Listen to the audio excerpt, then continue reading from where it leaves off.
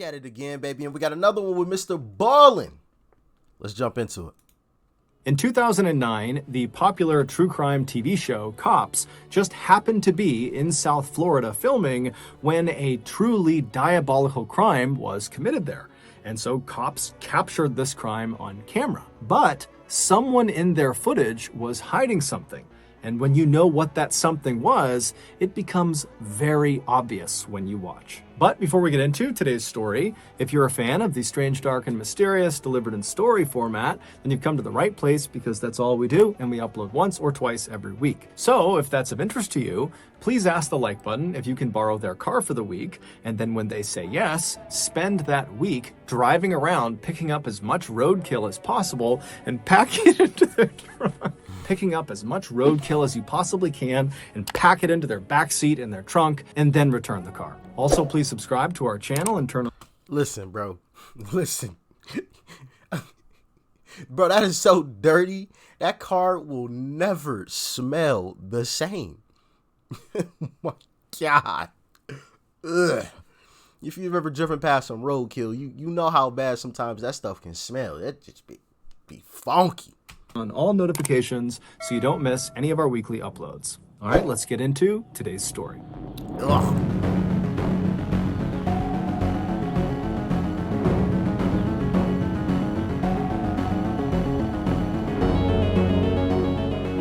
The setup. Michael Dippolito grew up in a very rough neighborhood in South Philadelphia where violence, drugs, and prostitution were just normal parts of everyday life. At a young age, like his parents, Michael became an alcoholic. He also developed a very serious drug addiction that he paid for by selling drugs. Michael would eventually drop out of high school, and not long after that, he became homeless and was living out on the streets, sleeping in abandoned buildings at night to stay warm. In 1993, when Michael was still in South Philadelphia, he was arrested for the first time.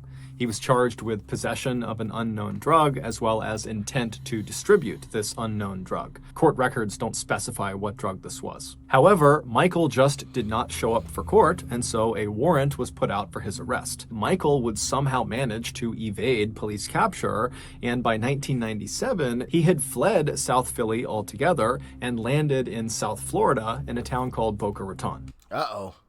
Oh, well, this is the whole story that he was talking about at the very beginning. South Florida. All right, let's see what happens. Shortly after arriving there, Michael was arrested for a second time, this time for offering an undercover police officer $15 in exchange for sex.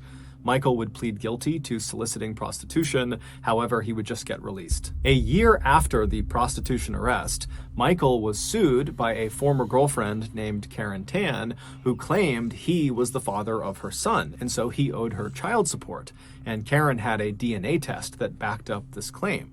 However, Michael, again, would just not show up for court, and before long, Karen just gave up and dropped the lawsuit. Michael was likely very relieved when this happened, because at the time, he was making almost no money through a temp agency. And so after this lawsuit gets dropped, Michael decides, I need to go out and make some real money. And somehow, on his quest to find a more lucrative opportunity, Michael was introduced to associates of the Bonanno family. And the Bonanno family is one of the infamous 5 families that dominates organized crime across the United States. They are literally the Italian mafia. And after the mafia met Michael, they took a liking to him, and they did offer him a more lucrative, albeit illegal, opportunity. They gave him a role inside one of their so-called boiler rooms. A boiler room is not literally a boiler room. Instead, it's a group of fraudsters that use high-pressure sales tactics to steal money from unsuspecting victims.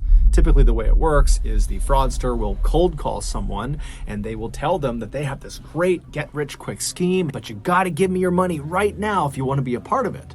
And so when the victim says, okay, that sounds great, and they wire the money along, the fraudster just steals their money. Michael, who was very charismatic. Now that's savage. That is savage. Oh yeah, we got a great opportunity. You just got to give me your money right now. You know, get people's emotions involved into the situation, and you rush them so that they don't have time to truly think about it, you know, and process the whole thing or go consult with anybody else. You just kind of push them through the whole thing and get their money and gone into the wind. See you later. Sheesh. And a natural salesman, got really good at tricking people into giving him their money. And so eventually, Michael realized he could make a lot more money if he started his own boiler room, where his commission could be much higher on the money he stole. And so fairly abruptly, he left the mafia's boiler room. We don't really know how they reacted to this. And Michael would set up not one, but 2 boiler room scams of his own in South Florida. And by 2002, he had pocketed $155,000 of stolen money. However, he had spent virtually all of it on fancy hotels and cars and phone sex. But the good times would not last for Michael, because in 2002, the police caught on to Michael's boiler room scams and they raided them, and Michael was arrested for a 3rd time, except this time he would go to court, he would stand trial, and he would be sentenced to 2 years in prison, 28 years of probation, and he would be ordered to pay back the $155,000 that he stole. Michael would only serve 28 years of probation? I didn't even know that was possible. Almost 30 years. Yo, that is crazy. Pay back the $155,000 that he stole. Michael would only serve 7 months of his 2-year jail sentence, but that was more than enough to leave a huge impact on him. Michael hated prison. He hated every second of it. And so during those long sleepless nights that he was laying awake in his cell, he made a promise to himself that when he got out, when he was released, he would never, ever come back. And so in 2003, when he was released, he immediately entered a sobriety program. He also started going to the gym every morning, and he began studying for his GED, which is a high school equivalency test because he didn't get his high school diploma. After he successfully earned his GED a couple of months later, he would also start a legal business. It was a digital marketing firm that was called Mad Money Inc. Over the next several years, Michael would do his very best to stay on the straight and narrow and not get in trouble. And for the most part, he did that. By 2008, Michael was still sober, despite a few setbacks, and he was still very focused on his physical fitness and his health, and his business, Mad Money, was doing quite well, earning him nearly $100,000 a year. But his love life had become a bit messy. Michael had gotten married back in 2007 to his longtime girlfriend named Maria Luongo, who had stood by him when he went to jail. But that year, in 2008, when Michael was 38 years old, he cheated on Maria with a 26-year-old real estate agent named Dalia Mohammed, who he met at a Starbucks. And instead of their affair being a quick fling, as they likely both intended it to be, Michael and Dalia quickly fell in love. And when that happened, Michael went to his wife Maria and he told her, and then he divorced her. Just 3 days after the divorce finalized, Michael and Dalia went to the courthouse and they got married. The newlyweds would move into a brand new condo that Michael had purchased for them in Boynton Beach, which is a beautiful town in South Florida. And for a time, their life was perfect. They knew it was a little outrageous the way they had met each other and how quickly they had fallen for each other, but they didn't care. They got along great and they were excited about the future. But their perfect life, it's gonna all come crashing down. They're in the honeymoon phase, you know, the googly eyed, oh my God, you know, butterflies in the stomach. Yeah. It's all about to come crashing down. I can guarantee that. And it's not, you know, unnormal for that. At least I don't feel that it's not, you know, abnormal for that to happen. You see that all the time where people first meet each other and they're super, super excited and yada, yada, yada. Like they literally got married right after the divorce. Like no time, no years spent, nothing, just straight to it.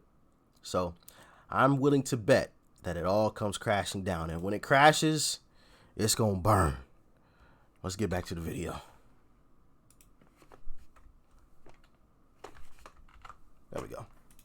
and how quickly they had fallen for each other, but they didn't care. They got along great and they were excited about the future. But their perfect life would not last long. On the evening of March 12th, 2009, so only about a month after they had gotten married, Michael and Dalia were at home in their condo when they heard a knock on the front door. And so Michael went to the door, he opened it up, and much to his surprise, standing on the other side was his probation officer, and behind him was a whole bunch of police officers. And before Michael could even ask what was going on, the probation officer told Michael that they had received an anonymous call tipping them off that Michael was selling steroids and ecstasy pills and other drugs out of his condo. Michael would tell the probation officer that there was no way that was true. He is not selling any drugs, he's sober, he's not doing that. And so eventually Michael just stepped aside and said, please come in, search my condo, I have nothing to hide. And so sure enough, the police, they would go into his condo, they would search it, but they wouldn't find anything and they would leave. And so after the police... Oh crap. Guess I was wrong. Oh man, but I've definitely seen this story happen the way that I described plenty of times. So I was just like, all right, well, this is another one. I was wrong. My bad. Had gone, Michael and Dalia found themselves just standing in their condo, completely dumbfounded. But instead of trying to get to the bottom of it right then and there about who had called and why, they just decided it was best for them to just leave their condo for the night and go stay at a nice hotel. And so they packed up some bags, they left their condo, which was a total mess from the police search, and they went to the hotel and they had a nice night together. The next morning, when they got up and headed down to the parking lot, they saw up ahead, standing around Michael's car, was Michael's probation officer as well as several other police officers. And so Michael and Dalia are looking at each other like, what is this again? And so they hustle on over to Michael's car, and before they can even plead their innocence to Michael's probation officer, he stops Michael and just says, look, we got another anonymous call, this time telling us that you are selling drugs out of your vehicle, and so we need to search it. And so Michael is just totally beside himself, but he says, look, go ahead, search it, there's nothing in the car. And so sure enough, the police would open up his car, they'd rip it apart, but again, they wouldn't find anything. Over the next couple of weeks, the only thing Michael and Dalia ever wanted to talk about was what the heck was going on. Who is placing these anonymous calls claiming that Michael was selling drugs out of the condo and out of the car? It just didn't add up.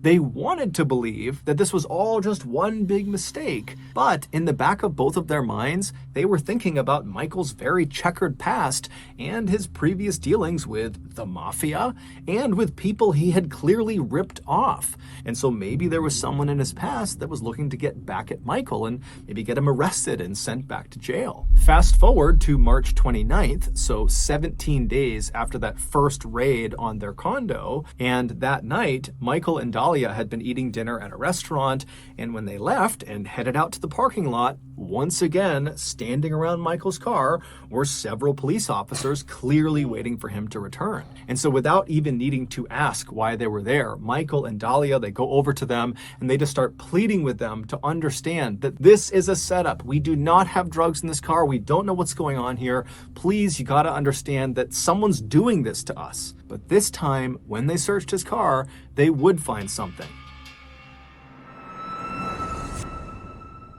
Before we go any further, I want to tell you about today's sponsor, Experian. Hold on, wait. So he got set up? Hold on, wait, no. It's gotta be the girlfriend, right? I'm thinking now that I was right and it was the girlfriend the entire time. It was her. She was the one that was making the anonymous calls about him selling all this stuff, and now she planted something in the car. But let's find out. Get about my $5,000 debt and been a slow and Experian web scan. Fraud, and if that, please submit a score. Okay, back to the story. All right, here we go. My bad. After searching Michael's car, the police would find a small bag of cocaine stuck inside of a cigarette carton tucked underneath his spare tire in the trunk. And when Michael saw them pull the cocaine out, he began to cry because he knew, even though it was not his and he had not put it there, that he was going to jail because he was going to get arrested for possession and he was on probation and he was screwed. And so he just begins crying and check and see whose fingerprints are on it, pleading with police to understand that the cocaine was not his. He swears it's not his. Meanwhile, Dalia, she's looking at the drugs and now she's second guessing herself. Is Michael lying? Is he actually selling drugs? And he's been lying to me too? But when she sees her husband crying hysterically and looking so sincere, she believes that he's got to be telling the truth. And so pretty soon she was standing beside Michael and pleading with police as well to let them go, that this was totally just a setup. And amazingly, these police officers who were aware of the previous raids on Michael and Dalia's property, they told them, look, we do think this is pretty suspicious that somebody keeps calling in about you selling drugs and now magically the drugs are in your car. And so what we're going to do is we're going to confiscate this cocaine. We're not going to arrest you. Instead, go home, be safe, call us if you see anything strange, you hear anything strange, and we're going to begin investigating to figure out who is making all of these calls. And so Michael and Dalia were totally relieved to hear this, but at the same time, they were kind of terrified because clearly whoever was looking to get Michael in trouble now was prepared to break into his property in order to do it. And so what was stopping them from breaking into their condo? And yeah, that was my next thing. Like, how did they get into the car, And like you just said, what's stopping them from breaking into their home? That's scary right there. Planting drugs in there as well. And so after these police officers left, Michael and Dalia hopped in the car, they sped back to their condo, and they went inside and they searched it top to bottom, looking for any sign that anyone had recently been in there or if there were drugs or anything illegal inside of their condo. And after looking and finding nothing, they just locked their doors, shut their windows, shut the blinds, and just prayed that the police would be able to quickly identify who was doing this to them and make them stop. But over the next few months, the police would not figure out who this anonymous caller was because the caller stopped calling. And so for a little while, Michael and Dalia were convinced that the whole ordeal... Nope. It's not over. It's not over. The caller was upset that he didn't actually go to jail and is trying to figure out a way to make sure that he goes to jail or to make sure that he no longer exists. Let's see if I'm right. Was over and done with, and they basically returned to their normal lives. But on August 5th, 2009, roughly 4 months after the cocaine was found in Michael's car, the anonymous caller would come back with a vengeance. Uh-oh. See? They're back with a vengeance. And I guarantee you, this time, it is going to be something that is so over the top, so crazy, that something is going to happen. Either he's going to prison or he's no longer existing on this earth. That's my bet. Y'all let me know what you think in the comment section. What is about to actually happen here, all right? Let's get back to this video. Michael's car, the anonymous caller would come back with a vengeance. On that morning at around 5:45 a.m., Dalia left the condo, leaving Michael in bed, and she headed out to the local gym to get a workout in. Around 6:30 in the morning, she stepped off the treadmill and she looked at her phone and she saw she had a missed call from a number she didn't recognize, and this number had left her a voicemail.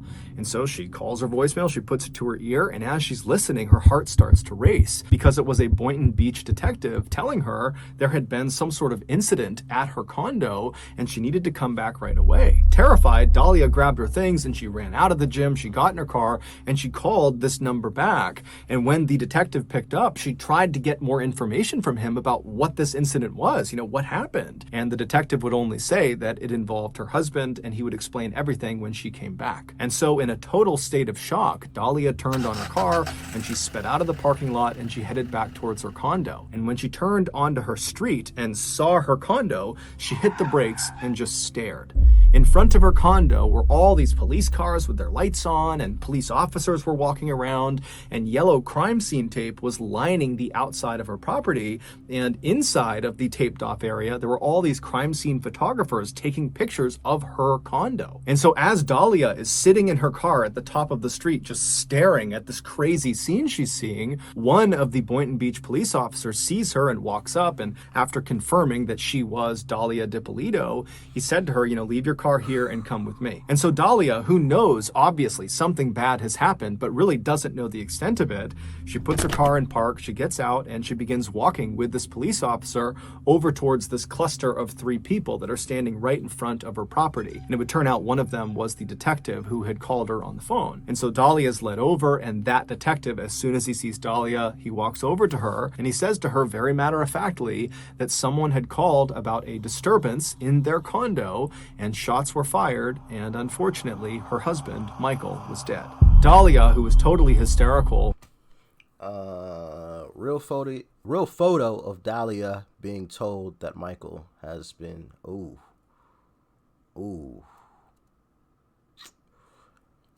yeah,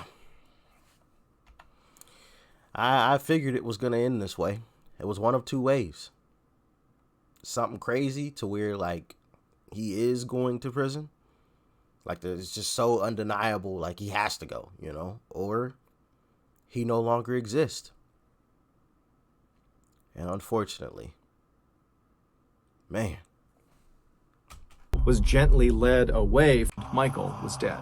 Dalia, who was totally hysterical, was gently led away from her condo into a nearby police car, and they would drive her to the police station where they would sit her down and begin asking her questions about her husband. And they would say to her, look, I know you just found this out, but we gotta figure out what could have happened because a killer is on the loose. We need to find this person and stop them. And so at first, the conversation was really just Dalia crying and the detective kind of calming her down. But eventually, she would tell the detective about the anonymous caller who kept calling the police and claiming Michael was selling drugs, and how she and Michael suspected that, probably the anonymous caller was connected to someone from his past, maybe someone from the mafia, or maybe one of the victims of his boiler room scam, or it could be any number of other people that Michael had done wrong in the past. And so the detective, he's taking diligent notes and he's listening to Dalia, and then at some point in a break in the conversation, he says to Dalia, okay, it's time to get serious.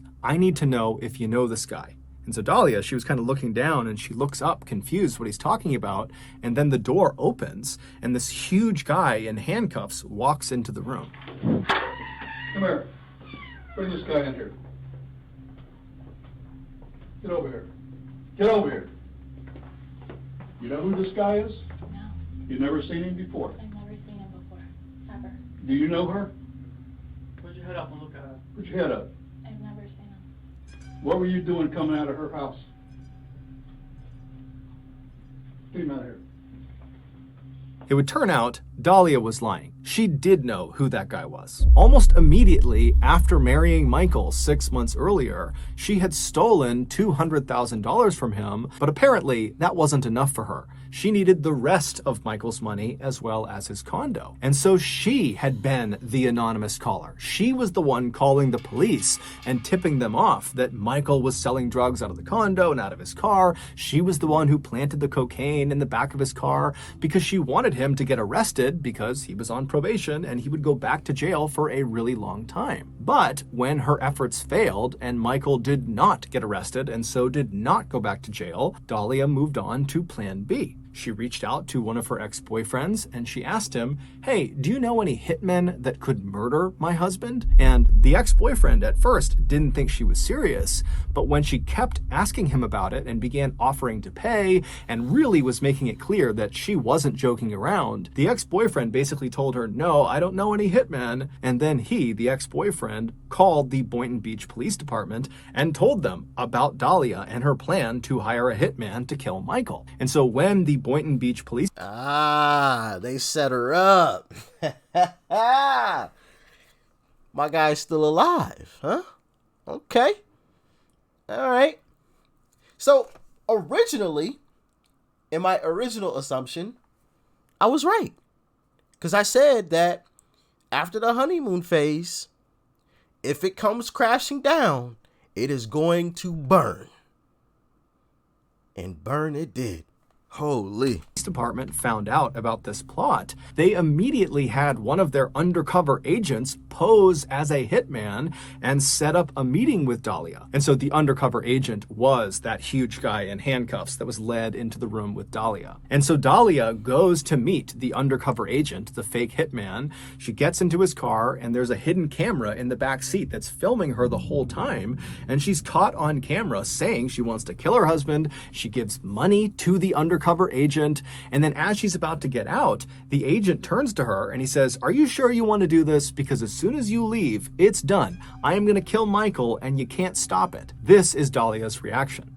There's no changing, no, there's no, like, I'm determined already. I'm positive, like, 5,000% sure, like, no, when I say I'm going to do something, I'm going to do it. Like, as soon as he told me, listen, I need the money from you, I went, I grabbed it right away, like, we were good to go. Like, with me, you're not going to have a problem, you're not going to have an issue. And so the Boynton Beach Police Department, they have all this information about what Dalia thinks is going to happen, and they decide they can use this information to set her up in the most elaborate way possible. And it just so happened the very popular true crime TV show, Cops, was filming in the area. And so the Boynton Beach Police Department allowed Cops to be a part of this elaborate setup. So they got to film everything that happened. So on the morning of August 5th, Dalia got up and left her condo at 5:45 a.m. and headed to the gym, knowing, at least in her mind, that the hitman would be coming to her condo right after her, breaking in and shooting her husband twice in the head, because that was the plan they had come up with that was captured on film. And so after the police see her leave at 5:45 a.m., because they were monitoring the condo, they rushed in, they knocked on the door, and they got Michael to come downstairs. And he had no idea his wife was trying to kill him. And so he comes to the door, he's totally confused, but he goes with them and he's kind of ushered off to the police station. And then for about the next hour, the police set up a very convincing fake crime scene right out front of the condo. And then once it was all set up, that detective called Dalia and left her a voicemail saying that, there's been this incident, you need to come back to your condo. And then a couple of minutes later, when Dalia called them back and said, "Okay, I'm coming back to the condo now," that's when the TV crews for the Cops TV show, they kind of set up in the bushes and got ready to film what happened next. Listen, we had a report of a disturbance at your house, and there were shots fired. Is your husband Michael? Okay, I'm sorry to tell you, ma'am, he's been killed. He's been killed, man. I'm sorry. No, he's not. Listen. No. Try to calm down. Listen, right now we need to get you to the station. No. We need to get you to our police station. I can't let you stand, man. We have to do our job. After the fake hitman was pulled, She might have to, once she get released, whenever that is, it's probably going to be a long time, but she might be a good actor there. She might need to go to Hollywood or something, out of the interrogation room after Dalia had said, "Oh, I don't know who he is," the detective just stared at her in total silence for a minute. And then he broke the news that he totally knew all about her murder plot and that she was going to jail.